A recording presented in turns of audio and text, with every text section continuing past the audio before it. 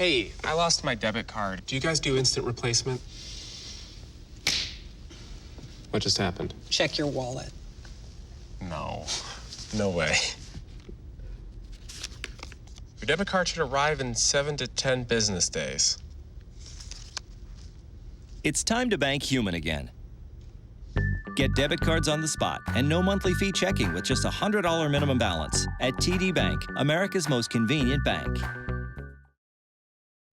Hi again, everyone. We welcome you to another edition of the Coach Chuck Driesell Show. I'm Mike Legg, and here with the head coach of the Bulldogs. And, Coach, we wanted to start off by taking a little trip down memory lane, if you will. Talk a little bit about that game against the Wofford Terriers. Here's a team that comes into McAllister Fieldhouse with an unbeaten record in the Southern Conference. They were the last team to be unbeaten.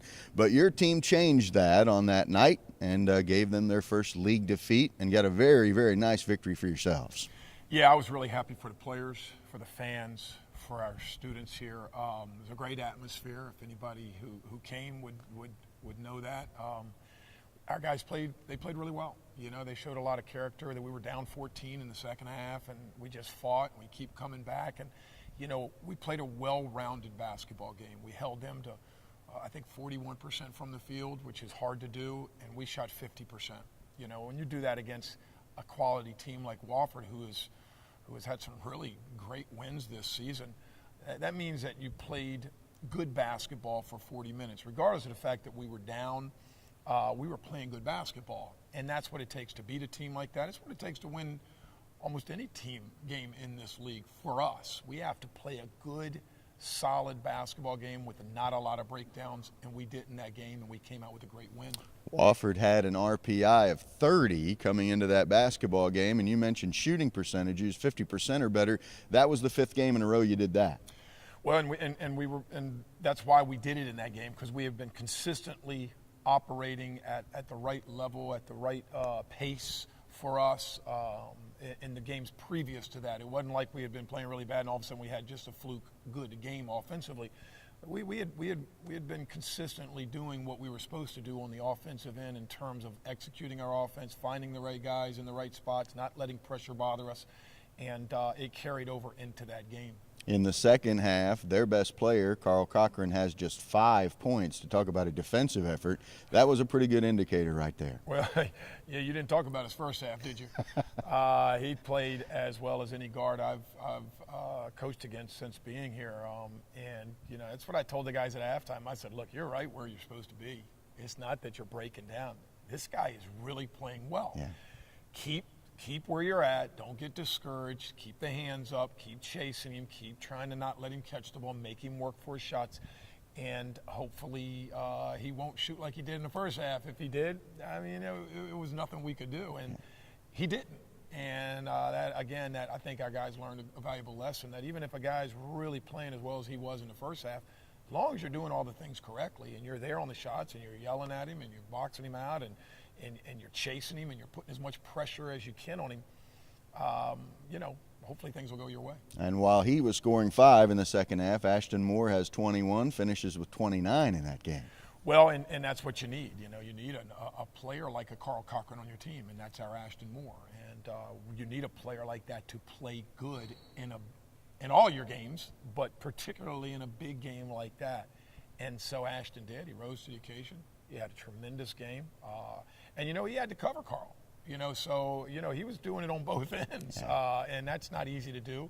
And, you know, he was really big that game. Sure was a lot of fun, that game against Wofford here at McAllister Fieldhouse. Bulldogs have since gone on the road a little bit, went on a trip to ETSU and to VMI. And in those ball games, one of the things that really stuck out to me was the team's ability to go off for a burst of points in a short period of time. For example, at ETSU, you go on a 21-7 run with about 7 minutes to go in the first half. In the VMI game, you have about a 10-minute stretch where you outscore them 30-17. I think runs equal character in college basketball. Well, I do too. Unfortunately, it doesn't equal wins. And we didn't win those basketball games, and a large part of it was because we got ourselves in a hole, and we didn't get off to a good start. We didn't take good shots.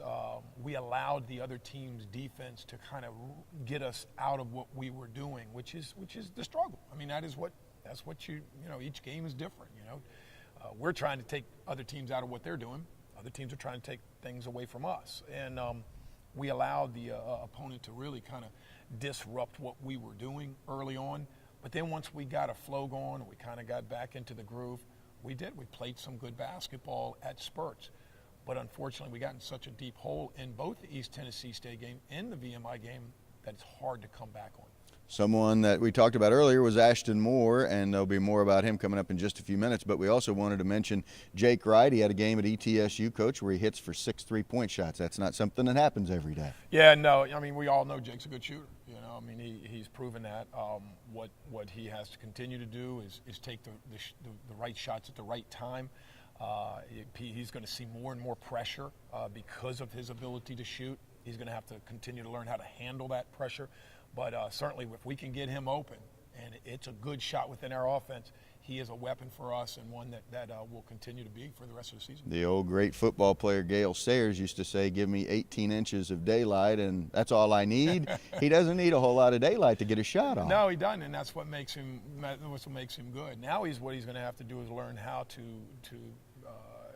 fool players, fool defenses, and be able to get some daylight when we can't create it for him. And that's something that, as a freshman, you learn when you come into college and you work on and you continue to get better at.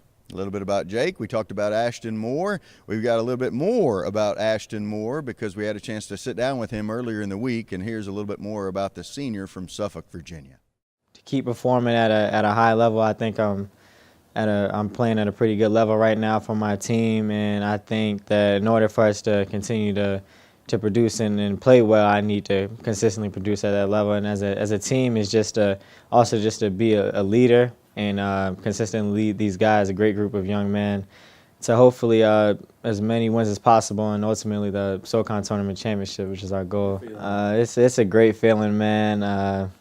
To be honest, it's really unexplainable. It's just you see a couple baskets. I mean, you see the ball go through the hole, and it's just like, man, I feel like every shot I put up is just going to pretty much go in.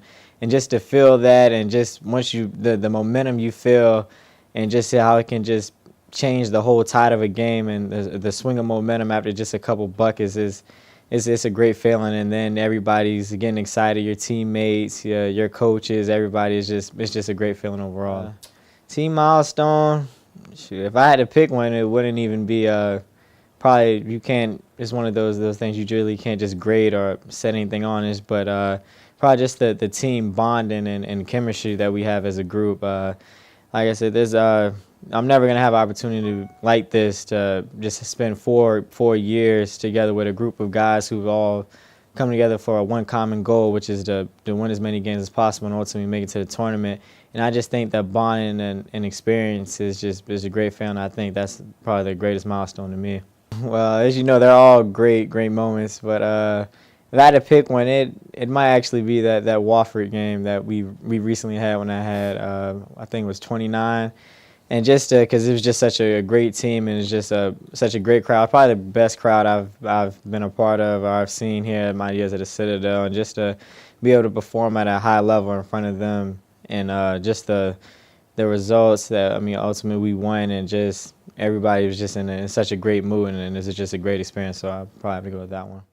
Up next for the Citadel Bulldogs is yet another game on the road. They'll go to Chattanooga to take on the Chattanooga Mocs. And, Coach, that was a team that when they played here at McAllister Fieldhouse, I thought it was a team that was awfully good, a team that was fluid with what they tried to do, played a lot of players that could be kind of productive. So you got a tough one ahead of you when you go to Chattanooga. Yeah, we do. It's on their home court. They're tied for first place. They've been playing some really good basketball. And you're right, they do have a lot of talented players.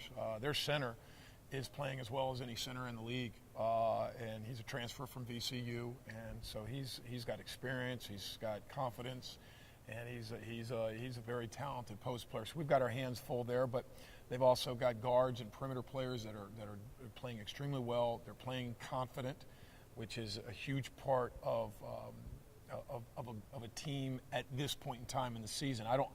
We were playing confident. I think a little bit of that has dropped off since we've been on a road trip and taken some tough losses, but we've got to get that back.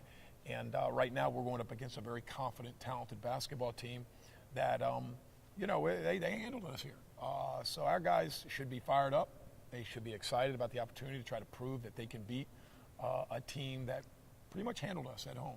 Justin Toyo, as the young man coach was referring to, a shot blocking presence, which that's great to have on a roster. Someone who can, because he's such a good shot blocker, kind of affects maybe your aggressiveness. I hope he doesn't, but it can affect a player's aggressiveness going to the basket. Well, yes, yes, and no. You know, if you look at it that way, it can, and it's all in how you think about it. Or you can attack him and dish off and get some open shots for some of your teammates. So, but he's not the only one they got. I mean, they've got some other talented players. But you know, Mike, it's almost February. We're in the second half of our conference play. We know them, they know us. We know everybody we've played. We've already played once as we go through this second half. It comes down to what we're doing, you know, and are we executing defensively and offensively? Are we playing with a high level of confidence? We know how to cover these guys. We know what we're supposed to run on the offensive end. We just got to get back to playing some really good basketball and not worry about the opponent. And if we do that, then our chances will be pretty good. And then after the Chattanooga trip, a couple of games at home for the Bulldogs, and so it seems like you're due for a few home games after a few on the road here. Yeah, you know, but everybody goes through those stretches, you know, and some are more difficult than others. But yeah, I think this will be a big. We've got this week to prepare, which is good. We've got some guys that are injured that need some time and some rest, and so. Here we are on the back stretch, and we're going to get our guys fired up and excited about it. This is what they call the stretch run in college basketball, so we're glad you're along with the ride. For Coach Chuck Driesell, I'm Mike Legg. Thanks so much for watching the Chuck Driesell Show for this week, and we'll see you next time.